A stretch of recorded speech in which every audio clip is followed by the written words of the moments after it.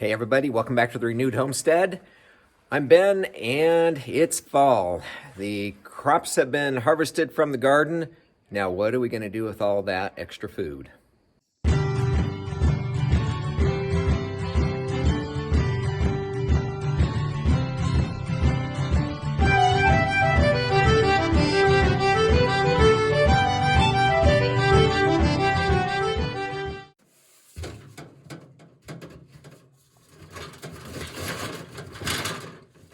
Okay, why are we putting the trash can in the ground? For years, people have used root cellars to preserve their food, long before refrigeration, out of necessity. The ground stays an average of about 50 degrees in temperature, so when it's hot outside, it keeps it cool. When it's freezing outside, it keeps it warm. It keeps that nice balance for especially for root vegetables and things. Now, we do want to put one in. At this time, it's lower on our priority list because we've got to get our house done and all the other projects you've seen us working on, but we do someday want to do that. So what's the next best thing for us? We are doing the trash can root cellar. Yeah, we're going to put that in the ground. We're going to give it a try.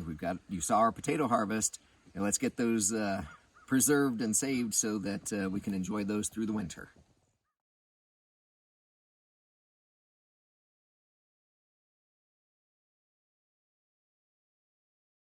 All right, next step of our root cellar, got our trash can, got the hole dug. Now we got to put some holes in the bottom for ventilation. So warm air rises, as you know. We will vent the top as well, but first step, let's get the holes in the bottom. We'll put some rocks down in the bottom of the hole, get this set down in, and then we'll work on venting the top. Oh, Loki.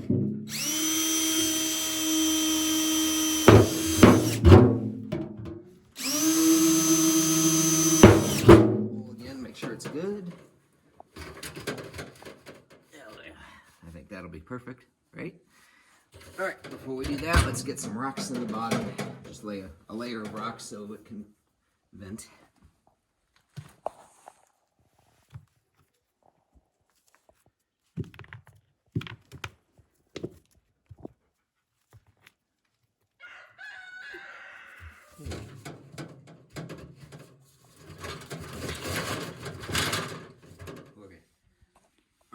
Trash can in the ground, holes drilled, rocks in the bottom, and we're going to put some straw around the outside edges for insulation, and then we'll work on the venting of the lid.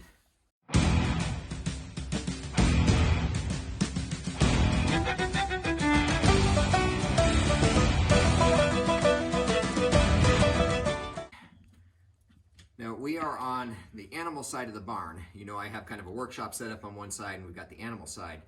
But this is the shady side of the barn. We've got the hill over here, trees and all that. So this side just stays a lot cooler. Not so much worried about the freezing in the ground. I'm actually more worried about the heat. If we were to put it on that side of the barn, that gets warm during the day. So we want to make sure our potatoes don't start getting warm and think, hey, it's time to start growing. So that's why we chose over here against the wall, out of the way. And who knows, we might move it, but you're learning with us. This is our first time doing it.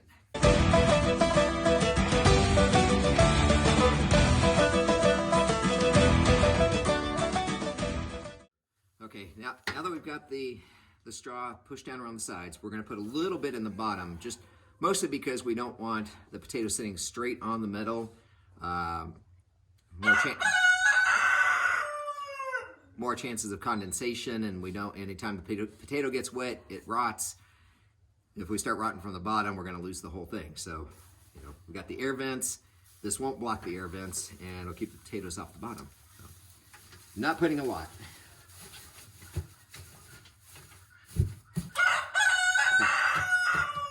Kind of like an Easter basket. Getting ready to put the potatoes back in, and as you can see, these are all still very dirty. That is very important.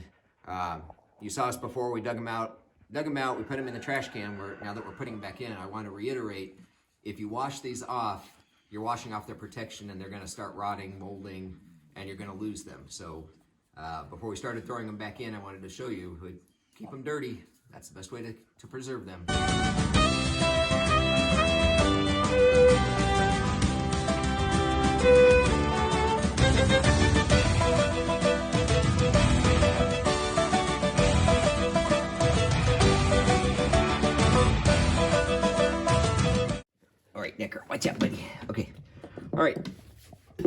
put a vent in the top of the lid, and we want it at the highest point that we can. So I'm going to turn it over and drill from the bottom.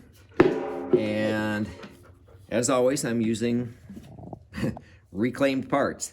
This, at one time, was a shade cloth that I had set up for Denise in Arizona for her garden. And of course, you know, by the time you buy all the parts and pieces, might as well keep them, because they get expensive and hard to find these days. But anyway, I think we will be able to make this work and vent out, and we'll show you after I get the holes drilled.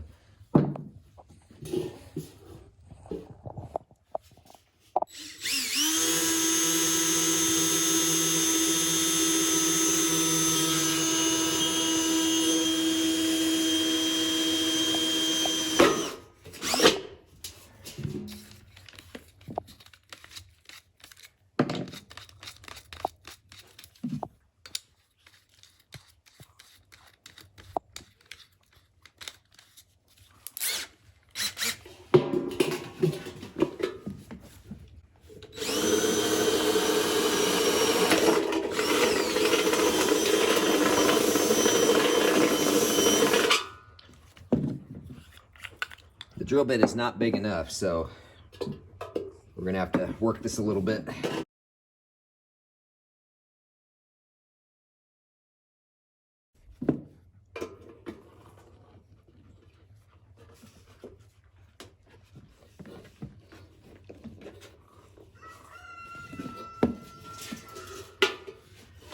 Just a little bit more.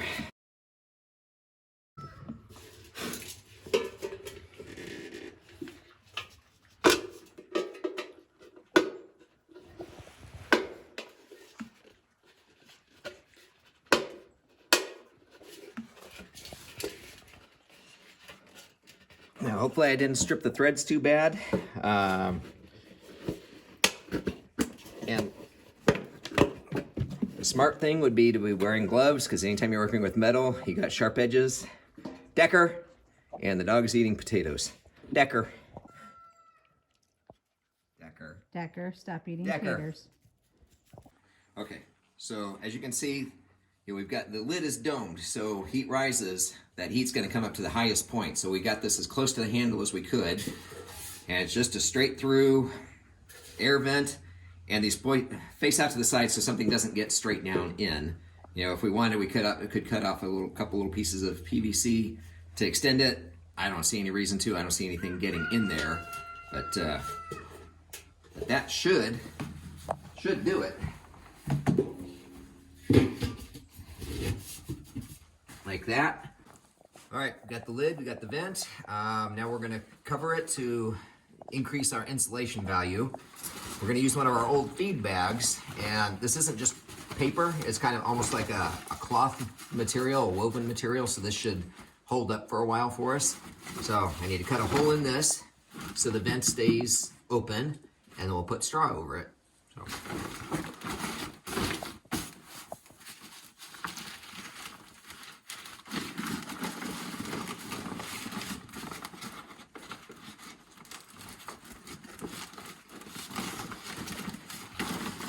And yes, I'm using Grandpa's metal shears, but I don't have a knife handy.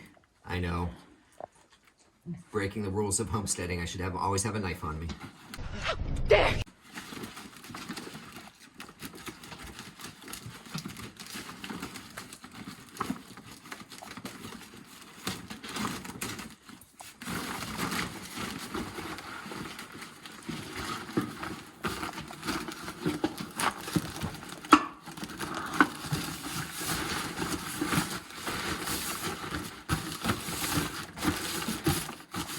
Guess we could have gone over a little bit more, huh? That'll be fine. All right. Ready to put some straw over it? Okay.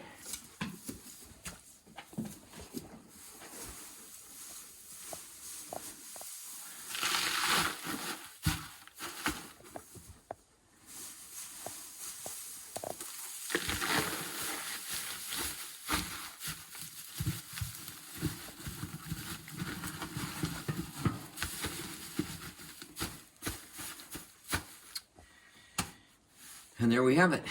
We have a mini root cellar with all of our potatoes in it, except the ones we held out to eat, and we'll see how they do.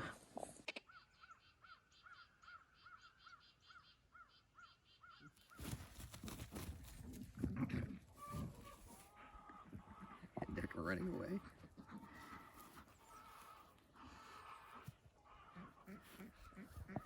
All right. Thanks for joining us, everybody. Let us know how you preserve your harvest. Do you have a root cellar? Have you tried anything like this? Let us know, because we're all learning together in this adventure. So, as always, we really appreciate you. Give us a thumbs up. Make sure you're subscribed, and be good to each other.